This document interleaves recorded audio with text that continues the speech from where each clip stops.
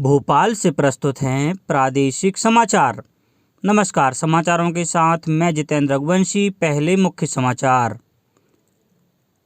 प्रधानमंत्री ने प्रदेश के इंदौर सहित 6 राज्यों के 6 स्थानों पर रखी मकानों के निर्माण से जुड़ी लाइट हाउस परियोजनाओं की आधारशिला। कोविड टीकाकरण का राष्ट्रव्यापी पूर्वाभ्यास आज से। केंद्र सरकार ने सभी राज्यों से पर्याप्त तैयारियां सुनिश्चित करने को कहा।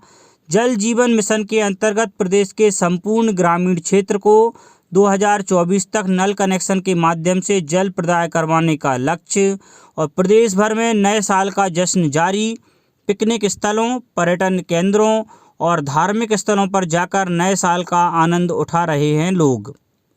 अब समाचार विस्तार से। प्रधानमंत्री नरेंद्र मोदी ने कल वीडियो कॉन्फ्रेंस के माध्यम से प्रदेश के इंदौर सहित 6 राज्यों के 6 स्थानों पर global housing technology challenge India के तहत हल्के मकान से जुड़ी परियोजनाओं लाइट हाउस प्रोजेक्ट्स की आधारशिला रखी। प्रधानमंत्री श्री मोदी ने योजना के कार्यान्वयन में उत्कृष्टता के लिए वर्ष 2019 के लिए वार्षिक पुरस्कार भी दिए। मध्य प्रदेश को उल्लेखनीय कार्य के लिए दूसरा स्थान प्राप्त हुआ। मुख्यमंत्री श्री शिवराज सिंह चौहान ने इंदौर में आयोजित कार्यक्रम में शामिल होकर वर्चुअल रूप से यह पुरस्कार प्राप्त किया। प्रदेश के लिए नए वर्ष का पहला दिन 1 जनवरी 2021 उपलब्धि भरा रहा। प्रधानमंत्री ने वर्चुअल कार्यक्रम के माध्यम से इंदौर में 128 करोड़ रुपए लागत की लाइट हाउस प्रोजेक्ट का शिलान्यास किया। कार्यक्रम को संबोधित करते हुए प्रधानमंत्री नरेंद्र मोदी ने मध्य प्रदेश को उक्त पुरस्कार प्राप्त होने पर बधाई दी। कार्यक्रम को संबोधित करते हुए मुख्यमंत्री शिवराज सिंह चौहान ने कहा कि मध्य प्रदेश में प्रधानमंत्री आवास योजना का प्रभावी क्रियान्वयन किया जा रहा है। प्रधानमंत्री श्री मोदी जी द्वारा लिए गए सभी को पक्के मकान देने का संकल्प प्रदेश में 2022 तक पूरा कर लिया जाएगा। कोविड टीकाकरण का राष्ट्रव्यापी पूर्वाभ्यास आज से शुरू होगा। केंद्र सरकार ने सभी राज्य सरकारों और केंद्र शासित प्रदेशों से टीकाकरण के लिए पर्याप्त तैयारियां सुनिश्चित करने को कहा है। केंद्रीय स्वास्थ्य सचिव राजेश भूषण ने इसकी तैयारियों के लिए राज्यों के प्रमुख स्वास्थ्य सचिवों और अन्य संबंधित अधिकारियों के साथ उच्च स्तरीय बैठक की।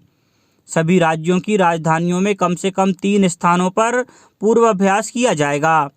इस अभ्यास का उद्देश्य वास्तविक टीकाकरण के काम के दौरान आने वाली चुनौतियों का पता लगाना तथा उससे जुड़े लोगों को प्रशिक्षित करना है। केंद्रीय स्वास्थ्य और परिवार कल्याण मंत्री डॉक्टर हर्षवर्धन ने नई दिल्ली में कोविड-19 टीकाकरण के अभ्यास के लिए की गई तैयारियों की समीक्षा की। डॉक्टर हर्षवर्धन ने बताया कि टीकाकरण अभ्यास का उद्देश्य उन समस्याओं का पता लगाना है जिन्हें पहले चरण में ठीक किया जा सके। उन्होंने राज्य के अधिकारियों द्वारा की गई व्यवस्था पर संतोष व्यक्त किया। सड़क परिवहन और राजमार्ग मंत्रालय ने राष्ट्रीय राजमार्ग नेटवर्क के टोल प्लाजा पर पूरी तरह से फास्टैग के माध्यम से भुगतान की अनिवार्यता 15 फरवरी तक बढ़ा दी है। इससे पहले भारतीय राष्ट्रीय राजमार्ग प्राधिकरण ने टोल राशि नकद लेने की व्यवस्था 1 जनवरी से पूरी तरह समाप्त करने की घोषणा की थी। फिलहाल फास्टैग से टोल का भुगतान लगभग 80% तक हो रहा है। प्राधिकरण को लिखे पत्र में मंत्रालय ने कहा है कि 15 फरवरी से यह भुगतान पूरी तरह फास्टैग से ही करने के लिए राजमार्ग प्राधिकरण मंत्रालय से आवश्यक अनुमति प्राप्त कर सकती है। टोल प्लाजा पर नकदी का उपयोग बंद करने के लिए दोनों तरफ एक लेन को छोड़कर बाकी सभी लेन में सिर्फ फास्टैग से भुगतान दिया जाएगा। इन लेनों में बिना फास्टैग वाले वाहनों को दोगुने टोल का भुगतान करना होगा। जल जीवन मिशन के अंतर्गत प्रदेश के संपूर्ण ग्रामीण क्षेत्र को नल कनेक्शन के माध्यम से जल प्रदाय करवाने के लिए 2024 का लक्ष्य रखा गया है। लोक स्वास्थ्य यांत्रिकी विभाग प्रथम चरण में 2 जिलों के सभी ग्रामों में प्रत्येक परिवार को 31 मार्च 2021 तक नल कनेक्शन से जल प्रदाय किए जाने की दिशा में सुनियोजित प्रयास कर रहा है। प्रदेश भर में नए साल का जश्न जारी है। लोग विभिन्न पिकनिक स्थलों, पर्यटन केंद्रों और धार्मिक स्थलों पर जाकर परिवार के साथ नए साल का आनंद उठा रहे हैं। नए साल के पहले दिन देवास जिले में निवासियों ने एक दूसरे को बधाई देकर नव वर्ष की आगमनी की। सुबह से ही जिले के प्रमुख धार्मिक स्थलों पर भारी भीड़ उमड़ रही है।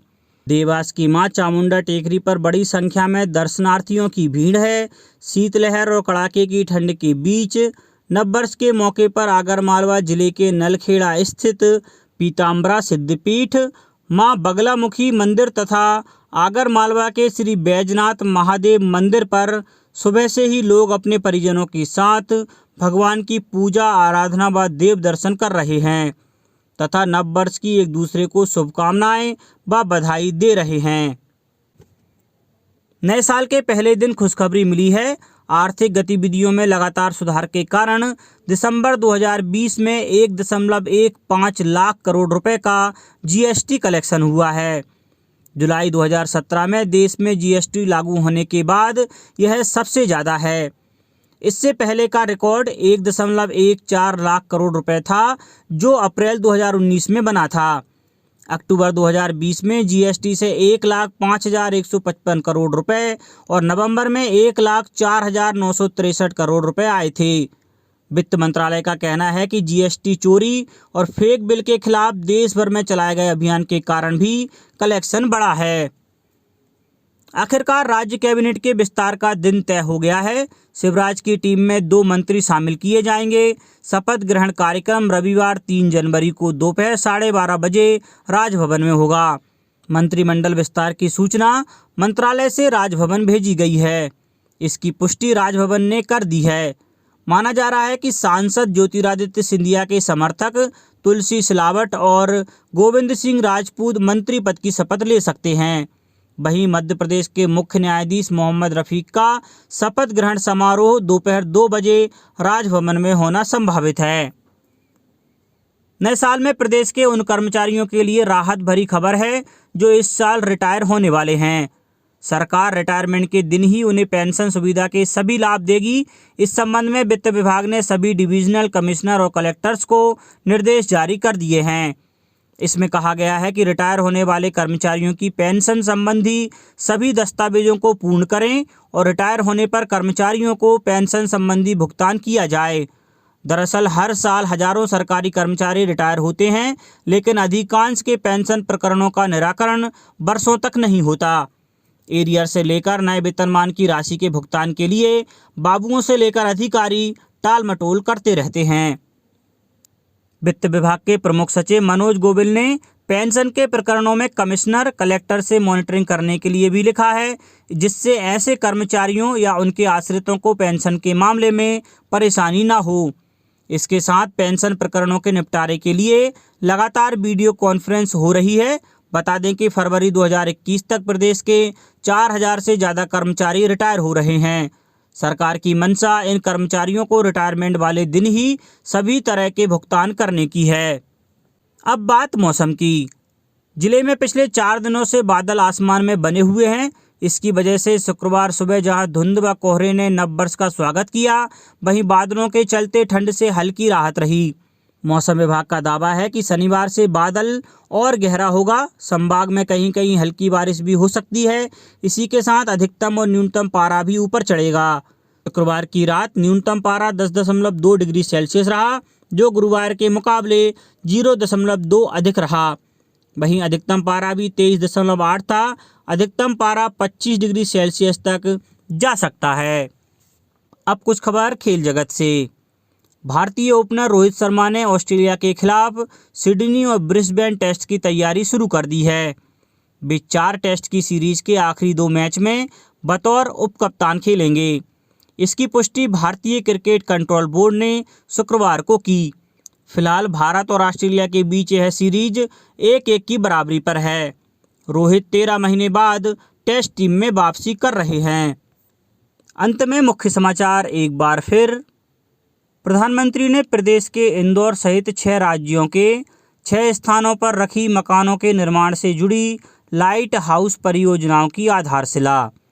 कोविड टीकाकरण का राष्ट्रव्यापी पूर्वाभ्यास आज से। केंद्र सरकार ने सभी राज्यों से पर्याप्त तैयारियां सुनिश्चित करने को कहा। जल जीवन मिशन के अंतर्गत प्रदेश के संपूर्ण ग्रामीण क्षेत्र को 2024 तक नल कनेक्शन के माध्यम से जल प्रदाय करवाने का लक्ष्य। और प्रदेश भर में नए साल का जश्न जारी।